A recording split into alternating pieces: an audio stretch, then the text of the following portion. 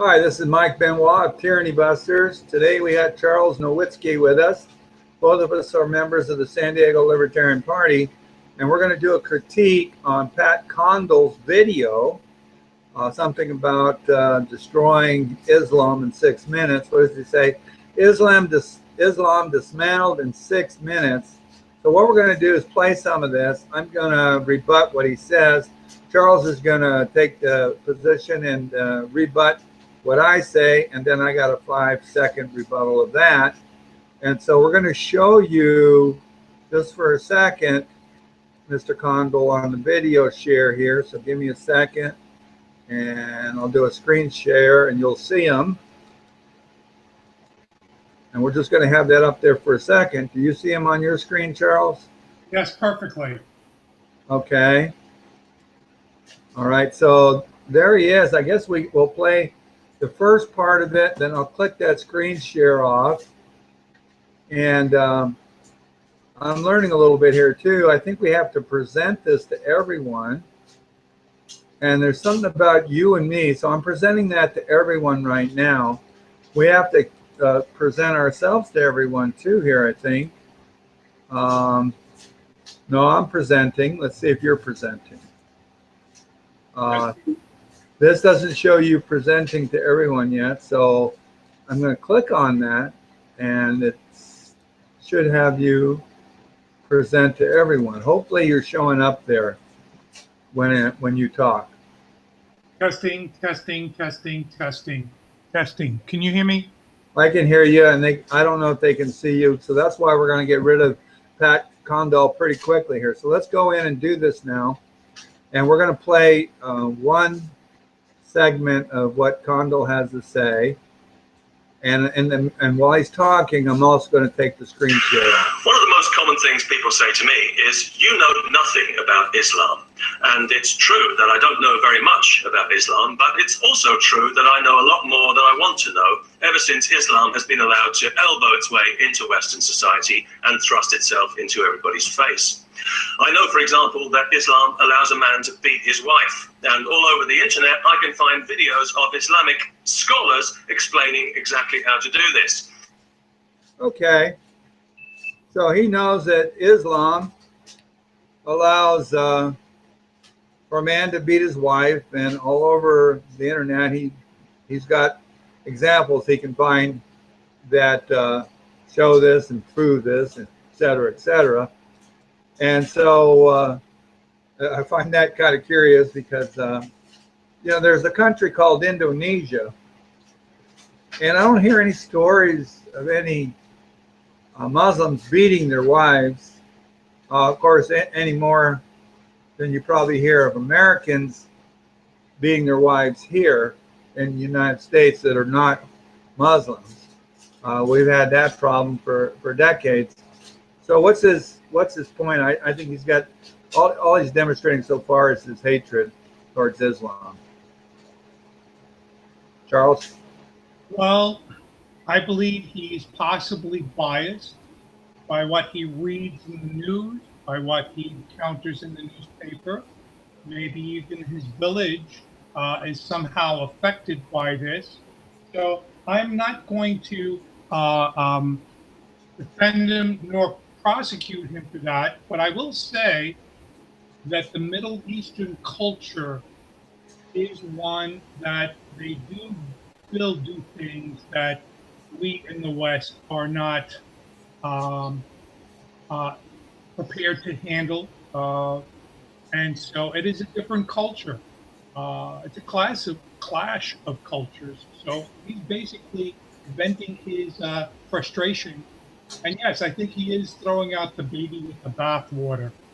All right. Well, my point on that too is there's Christians and Jews in the Middle East too. So that's, you say that's a Middle Eastern culture. Okay. Let's move on to playing some more video here. These are the same scholars whose reading of Islam has turned the country of Saudi Arabia into the kind of place where a person can be executed for witchcraft, or where a father is allowed to sell his prepubescent daughter to a child rapist and still call himself a man. I know that Islam encourages violence against apostates, against Jews. Okay, let's discuss that. Uh, he said that a father could sell, I don't know, pubescent. What did he mean? Did he mean hasn't reached puberty yet? And is he talking about this is a kind? He says this is a kind of Islam that has turned Saudi Arabia into such a brutal regime or whatnot. Of course, it's what I like to point out is the actors. It's always the people that use the tool, no matter what it might be, whether it's government or religion. They use the tool for what they want to use it for. And Saudi Arabia is an example of a brutal religious dictatorship, if you will, in that sense. But he's attacking Islam. And go to Indonesia, and that country is predominantly Muslim, and you don't see anything close to what you see in Saudi Arabia. You see a much more westernized place. So with that, you go ahead, Charles.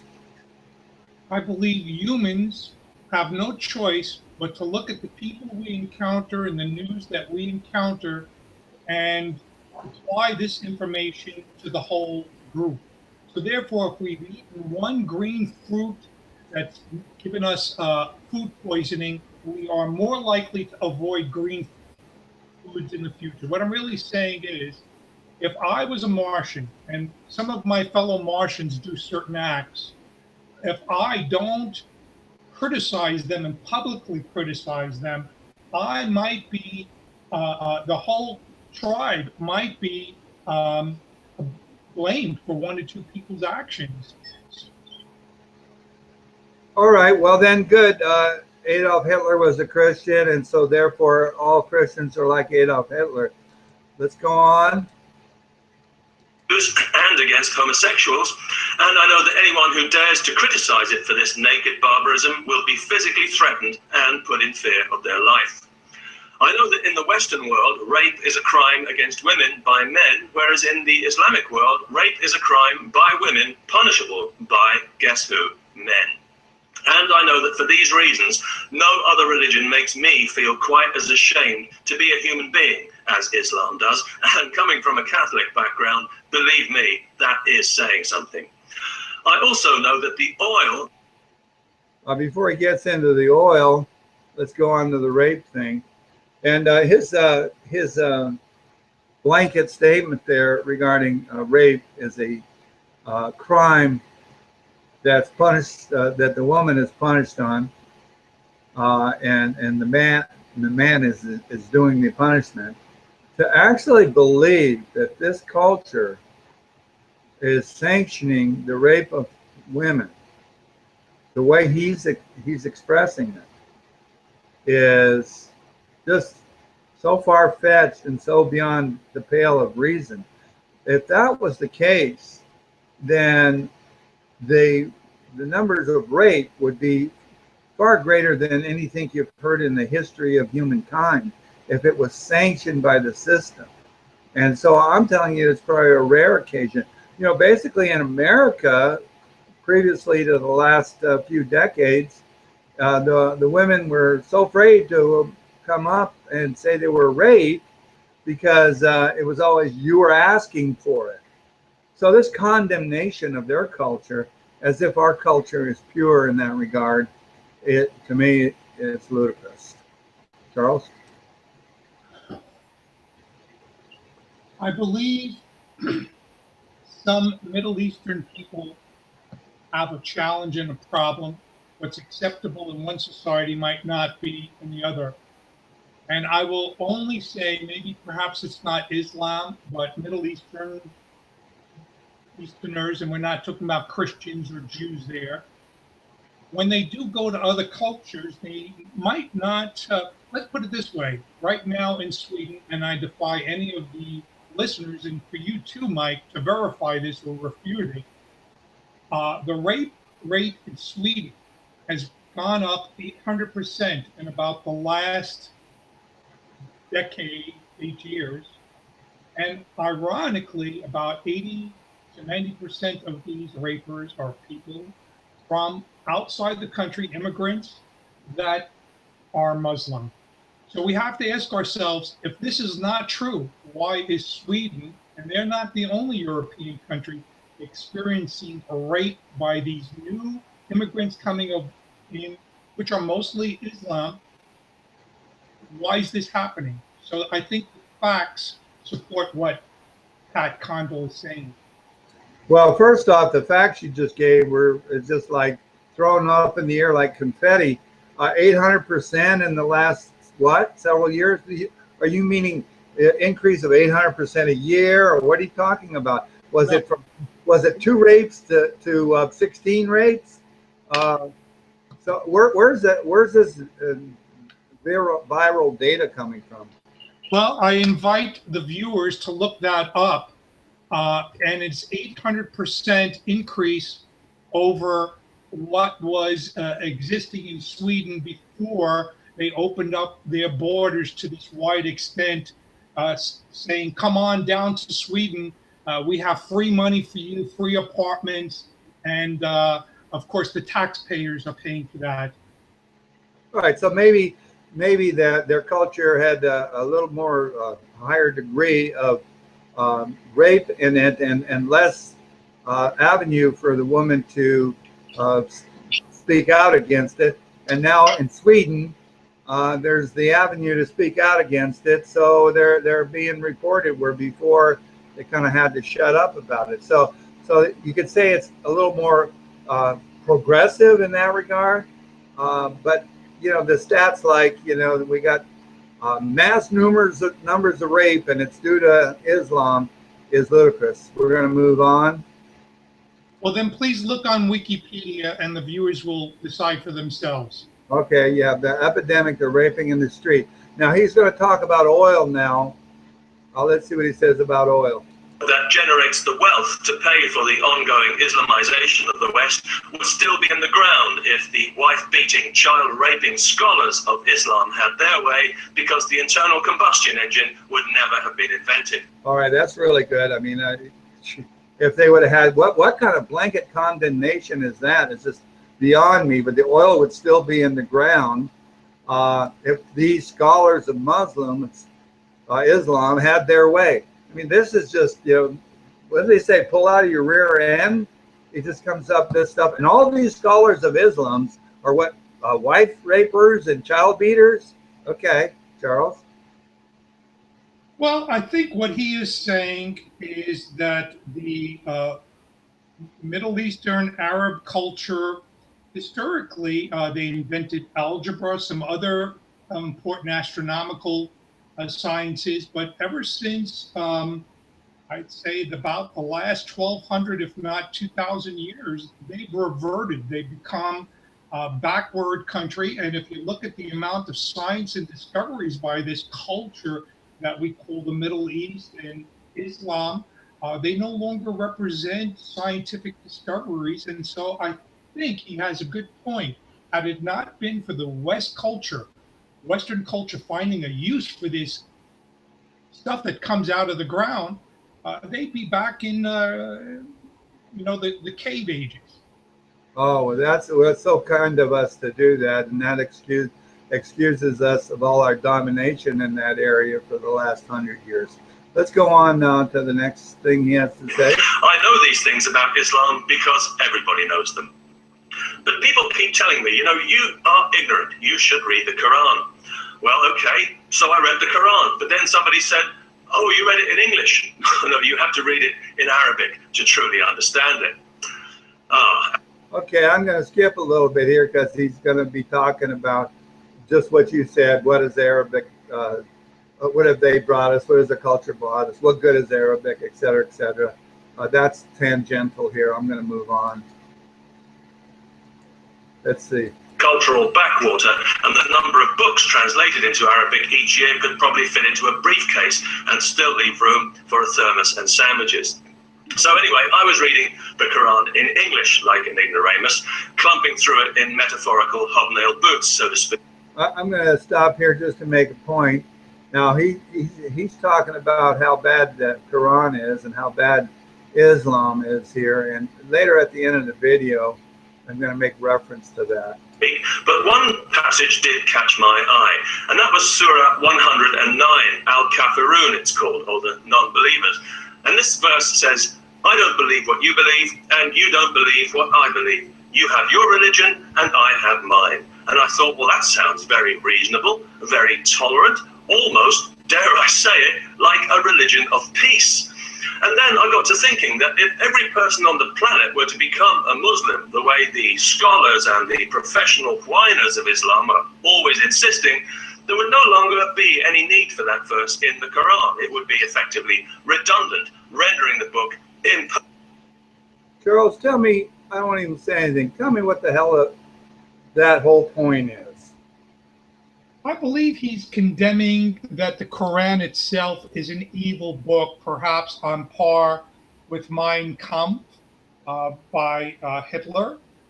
So he's basically condemning the book and the people that read it. And he's including not only the peoples, but their doctrine. Oh, well, I'm glad he's condemning 1.6 billion people. You know, Thomas Paine did an excellent critique of the Bible, and we could do a little video on that. And basically it destroyed the Bible, and because he was a deist, and that's not why he destroyed the Bible, but it's the Bible itself. Thomas Jefferson took a little different approach. He was also a deist. He took out the teachings of Jesus. So, but instead of condemning all the people that are involved in the religion, certainly, no matter what the religion is, you can condemn some of the doctrine in there, and there's no shortage in the Christian and Jewish Bible as well. So, let's go on. Well, I have to make my closing statements. What?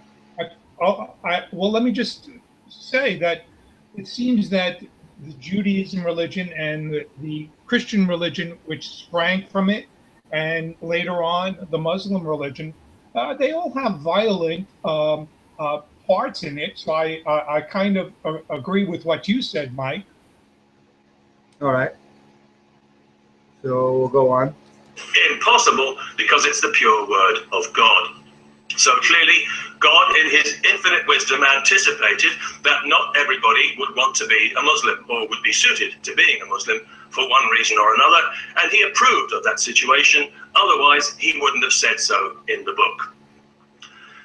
Now, although a number of people have kindly offered to answer any questions I may have about the Quran, I can't help but wonder why I should have any questions if it's the pure word of God.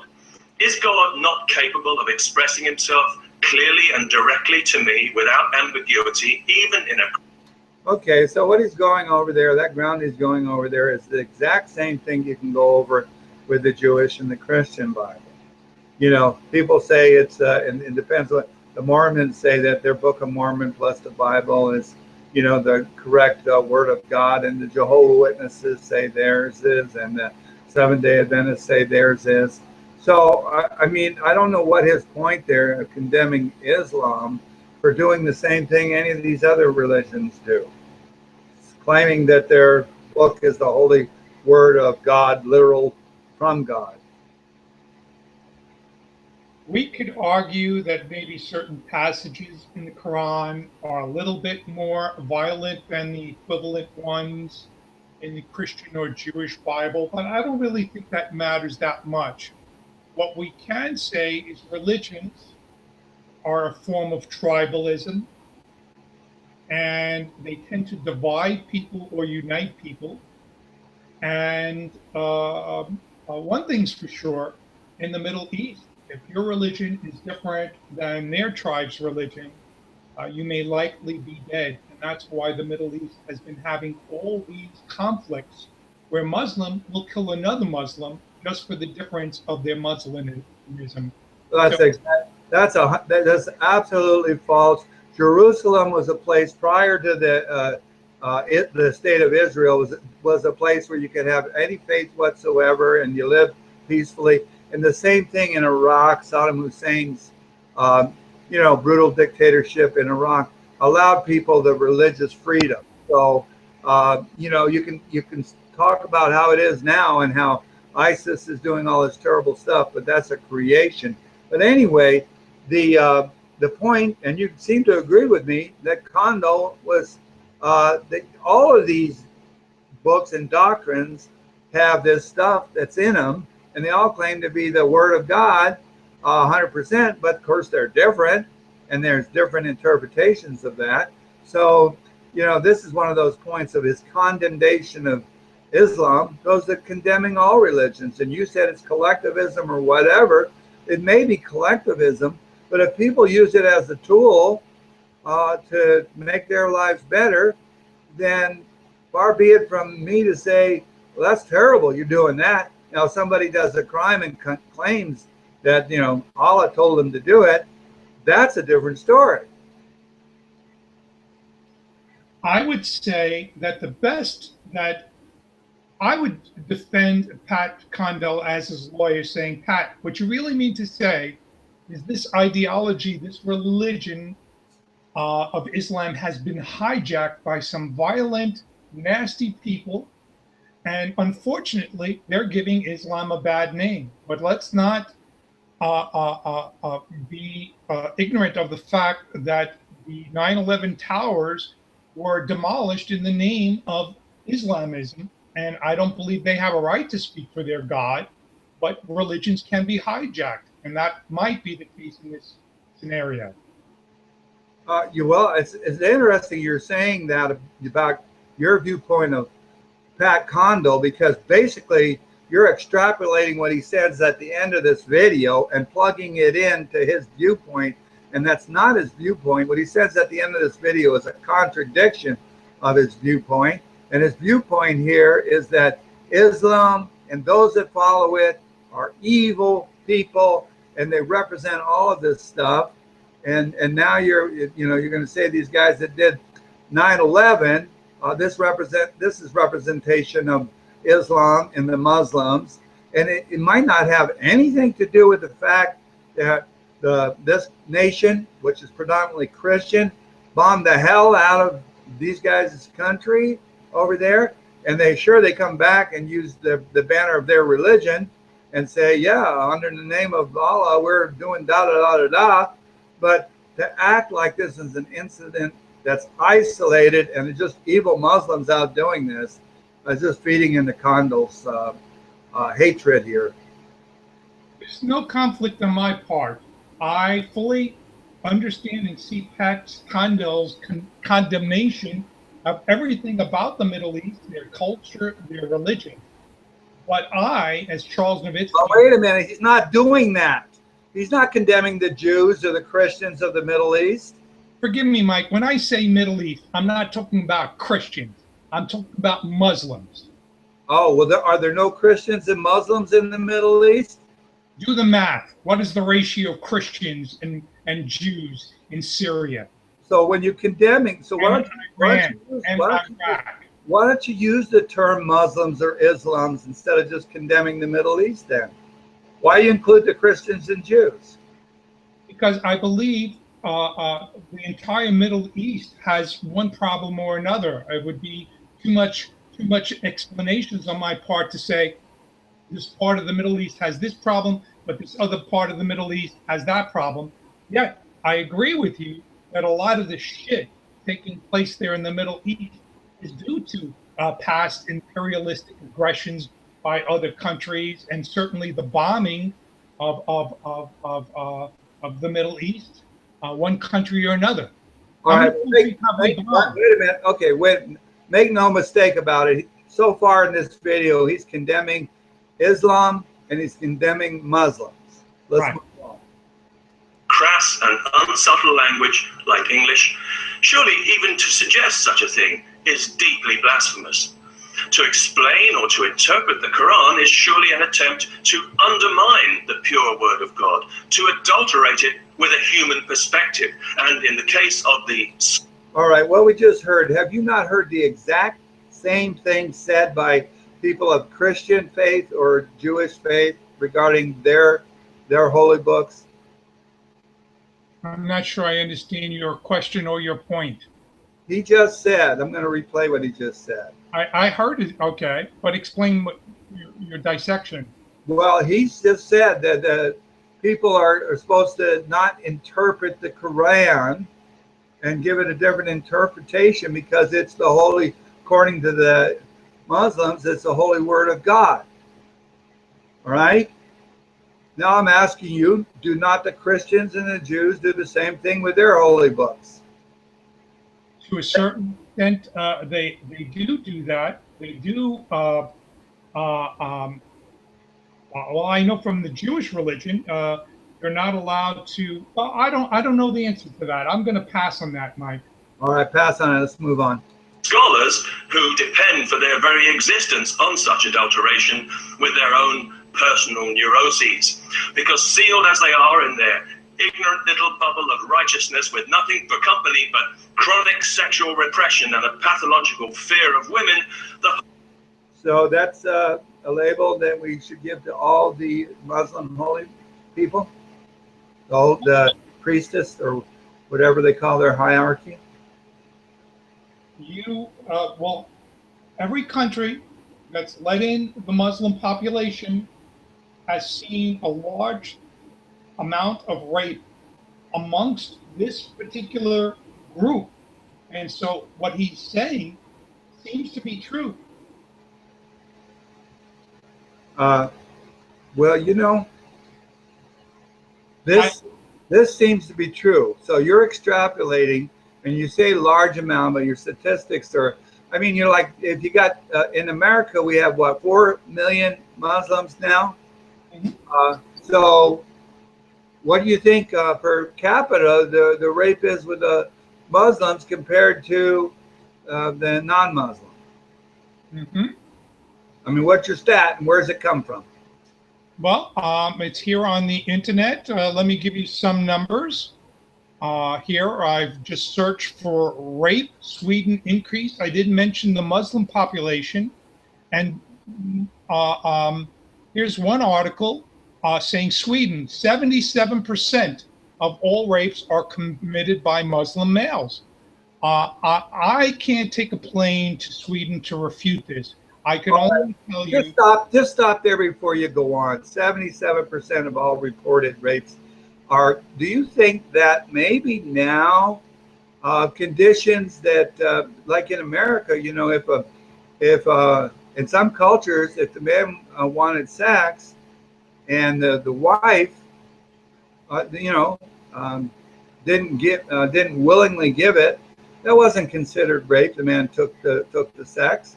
In fact, it wasn't considered rape in our culture until maybe the last century.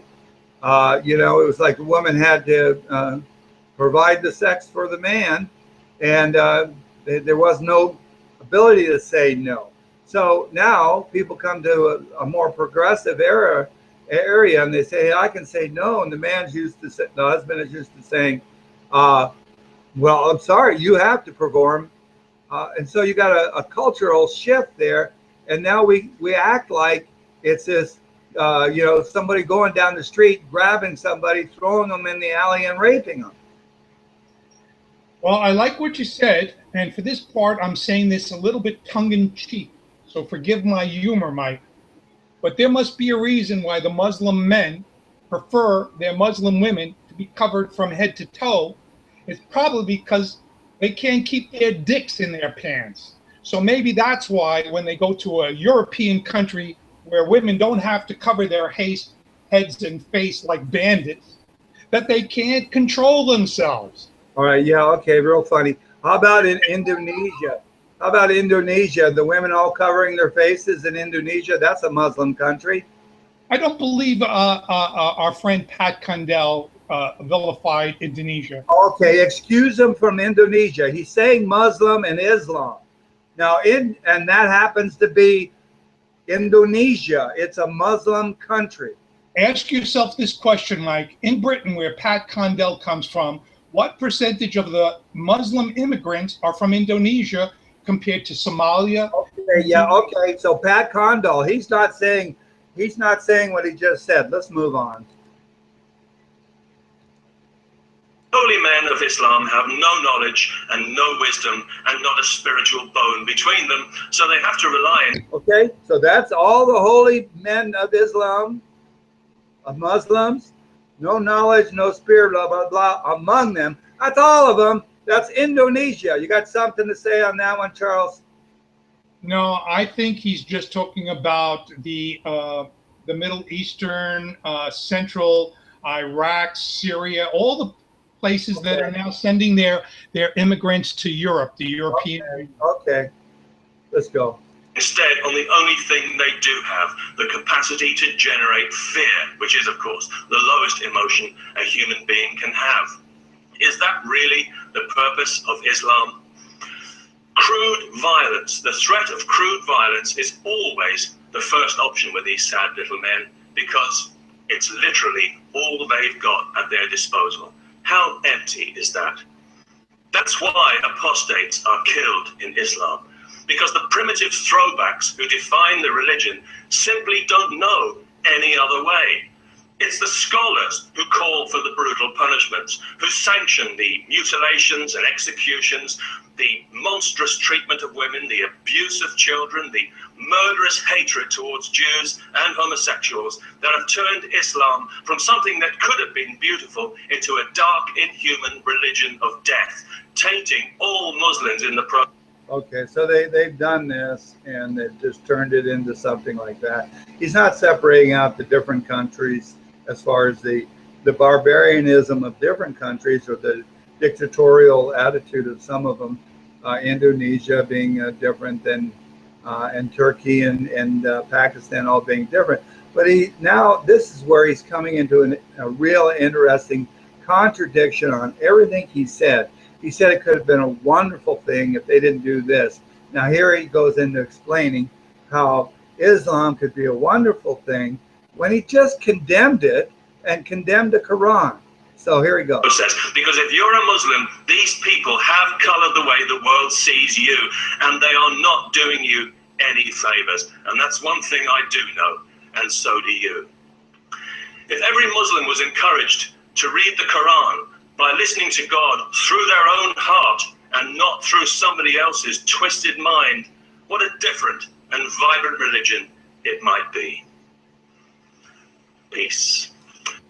So he just said, reading the Quran, if you're going through the spirit, whatever, of God or whatnot, what a different religion this would have been. And he condemned the Quran earlier, and he condemned Islam, and he condemned these people's holy books. So the man's just spewing his hatred. I think you have a good point there. That was two different statements condemning the Quran, and then him pleading at the end that maybe they should read their Quran from a different point of view. I'm not going to say that, but I will go behind the rug for his entire concept here, and that's this. I don't believe it's in the best interest of Europe or America or any country to let in foreign people that have different values, different concepts, different cultures. Yeah, I know people like you want forced state diversity, it seems, Mike. I'm not sure if you're a Muslim lover. Do you also condemn other acts? But the bottom line is he resents encroachers upon his country, Britain, changing his culture and hijacking the political system. I'm not sure if politicians have a right. They're only the workers for the taxpayers to say, we want your country to change. We need more diversity. And by the way, you're going to pay for it. So I believe that's the root of what's pissing him off. And that's why he's complaining. And I agree. Well, I'm glad you got a viewpoint of what his root is, and it just totally dispel everything he just said. That's really humorous.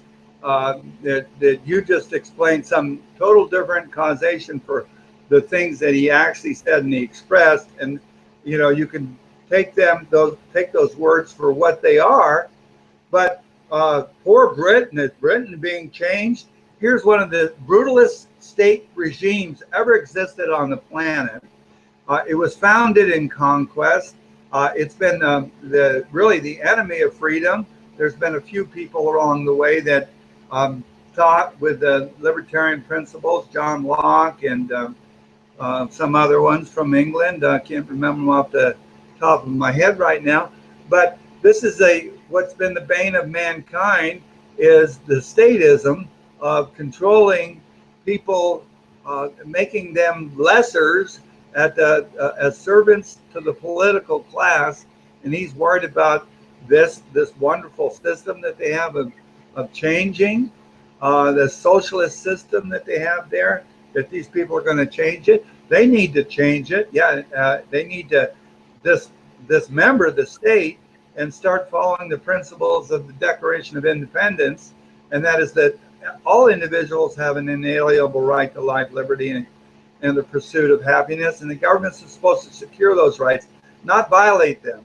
And if any individual violates the rights of somebody else, then that's the purpose of government, to step up and do something, and not just to start on this premise of hatred for a people because they belong to a certain ethnic group or a religious group. Religion is no different than a gun. It's a tool, and people can use it for good or they can use it for evil. And so I'll find that people like Pat will be arguing about people want to take your guns away, and he'll say, well, guns are just a tool. Guns don't kill people. Religion doesn't kill people either. It's the tool. It's how you use it. And so to condemn, he's blanket condemning 1.6 billion. They're probably more than that now. And then you come out with these rape statistics as if these people, and there's probably Muslim on Muslim crime, and what they didn't consider rape in their culture is when the wife said no, and we didn't consider that 100 years ago as rape. Now it's considered rape. The wife can say no in our culture. And, maybe now in their culture, these people are coming into this culture and the women are saying, hey, guess what? We don't have to. We can say no, and we can say I've been raped. And so then you say, well, look at skyrocket numbers of rape because the Muslims are moving in. Mike, what is your position? What right does a politician that we elect or hire, let's say you lived in Britain, have to import other people needing help, regardless of what it is? What right does a country or politicians' leaders have to do that? I would say they don't have a right to change the culture of a country importing people, whether these people are in bad situations or not. And I think Mr. Condell would not be on YouTube now complaining about the Middle East if he really wasn't saying, like his other videos, they all have the same theme. He resents his culture being hijacked and changed by the politicians importing people of a different culture. Now, in this case, they're not Martians, they're Muslims from the Middle East. And so what right does his government or our government have to change the nature of a country for their own back-scratching purposes? I say zero. Well, I don't know. You bring that into this video, and he's not saying anything. You're just saying this is why he's got these views. And you're explaining away these views. What's he pissed off about, Mike? He's pissed off about the invasion of his culture. Don't interrupt me. These views are his views. That's what we're discussing. You want to bring in a bunch of stuff that says this is why he's got these views. That's fine, but these are his views. Now, the government has no authority or business to bring anybody in, but it also doesn't have the same authority to stop me from sponsoring or bringing somebody that's no threat, that has no diseases, and I'll adopt a refugee myself. But the government doesn't have zero authority to do it at our expense. It violates our rights to do it at our expense. So that's another wrong that governments are doing. They don't have a right to take our money and set up a refugee camp somewhere either. This is stuff that has to be done voluntarily through the free market and not through government force, coercion, and extortion. I like your solution. If we're going to have a free country and Mike wants to sponsor some people from whatever country, you have to basically agree to be responsible. If there are any crimes, maybe I should be able to sue not only these immigrants, but you as well. You'll lose your house. I don't know what the solution is, but I do agree. If we imported people and they had a sponsor, and this sponsor said, I'm going to make sure they find a good job, I'm going to make sure they're not homeless and become a social liability. Yeah, that would be the fair way to do it, and that would be the great way. And as a matter of fact, that's how my grandparents came to America.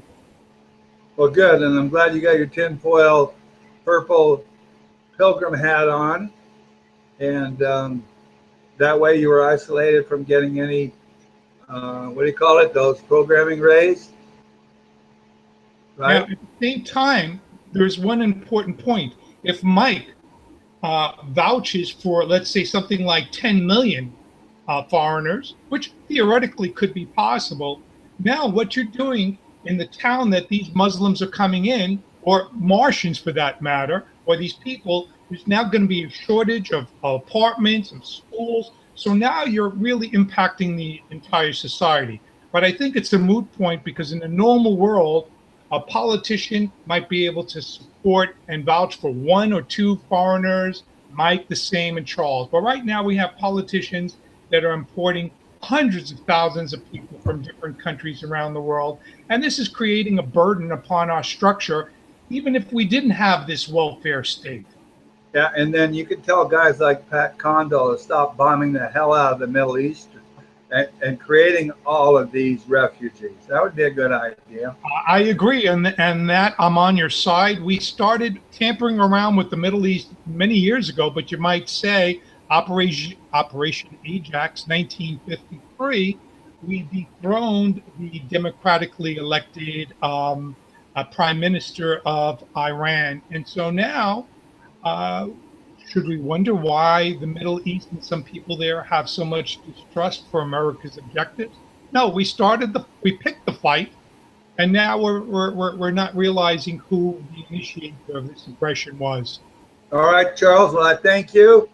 You've done an excellent job today. This has been an episode of Tyranny Busters, and trying to take that tyranny out of your mind by exposing the light of truth.